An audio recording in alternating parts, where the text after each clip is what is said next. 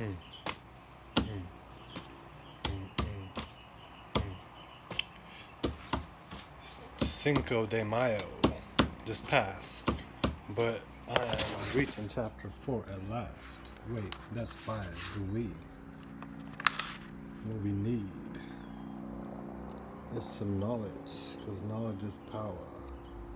That's the hour of noon, sun's at the top. What do it say? The phones say the battery's low, so I gotta go read up some more.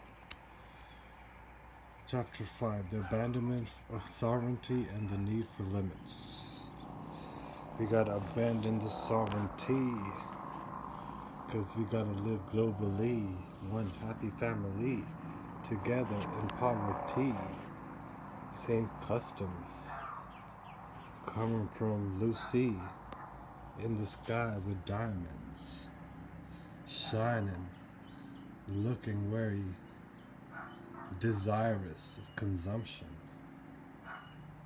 That's the function, to consume and to produce. For the millennial man, the late loser, that's most of you and me. Alright, what do we see? The W. Looks like a scientific lab. The lab of death. Skull on the top in the middle of the W. On the other side looks like a stairway. Some doors. And smoke. It looks like it's outdoors.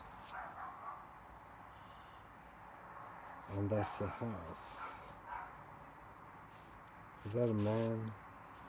Something I doubt. What's the plan to abandon sovereignty and put limits in 2020? Let's see.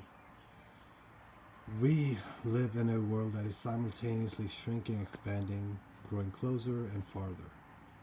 News of the toppling of tyrants or the suppression of dissenters is instantaneously broadcast around the world. Vast sums of money are electronically transmitted in seconds. National borders are increasingly irrelevant, and yet globalism is by no means triumphant. In 1990, tribalisms of all kinds flourish. Bad white man, bad racists, really just tribalists of the bad kind. Irredentism abounds. I don't know what that means. Seems like irreverence also abounds. Cries for self-determination mount in a world in which the very idea of sovereignty is made meaningless by the seemingly intractable planetary problems that now confront humanity. So sovereignty is meaningless by these planetary problems confronting us all. Interesting. Never has the world been more enthralled to the laws of money. Get money. What? Get money. Get money. Getting money, that's the law.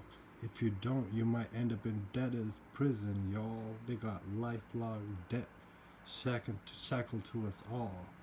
Coming from the graduation ceremony. Looking like a slave, a bricklayer, with the hat on your head. They say you're dead. Slave to the money. They live, we sleep. Money is God. Capitalism is unabashedly confident of its superiority. It animates the culture of choice, whose political expression is democracy. All the landowners, they love democracy. Its munificent promise has inspired a consensus that cuts across all boundaries, whether national, racial, class, or religious. It drives the competition for economic advantage and inspires industrial creativity. It rewards winners and punishes losers. But capitalism's very success creates the conditions for failure. The coming world order will be fraught with danger. The ninth market form, no matter where its center is located, will replace living acts with dead artifacts. It will treat nature as merchandise and turn man himself into a mass-produced commodity. It will create a chasm between rich nomads and poor nomads.